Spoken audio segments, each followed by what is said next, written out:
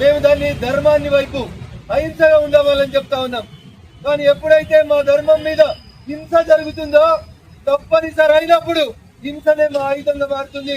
మేము కూడా తప్పకుండా మా అన్నుల్ని మేము కాపాడుతున్నందుకు ఆ వైపు అడుగులు వేయాల్సి వచ్చిందని చెప్పి రాష్ట్ర పోలీసులందరూ కూడా ఈ సందర్భంగా హెచ్చరిస్తాం. కేసులు కొత్త కాదు బీజేపీ వాళ్ళకి. కేసులకు ఎవడు బీజేపీ కార్యకర్త భయపడ్డాడు. కానీ మేము ఇంకా చెప్తా ఉన్నాం, మీ డిపార్ట్మెంట్ మీద మాకు గౌరవం ఉంది. మీ అధికారులని నిద్రమత్తు వదలమని చెప్పండి. ఎక్కడైనా ఒక చిన్న కంప్లైంట్ వస్తే వెంటనే రెస్పాండ్ కమ్మని చెప్పి మేము ఈ సందర్భంగా పోలీసులను డిమాండ్ చేస్తూ, అమిత్ షా గారి ఆదేశాలు, భారత ప్రభుత్వం ఆదేశాల ప్రకారం ఈ భాగ్యనగరంలో ఉన్న రోహింగ్యాలు, బంగ్లాదేశీలు, పాకిస్తానీలు ఎవరుంటే వాళ్ళందరినీ మీరు ఎంత తొందరగా ఖాళీ చేపిస్తే ఈ భాగ్యనగరం అంతా ప్రశాంతంగా ఉంటుంది.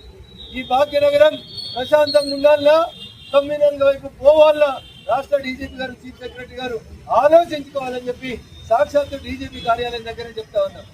మీరు చర్యలు తీసుకోకపోతే జరిగే ప్రతి దానికి మీరే బాధ్యత వహించాల్సి ఉంటుందని కూడా మేము డీజీపీ గారిని హెచ్చరిస్తాం. Thank you.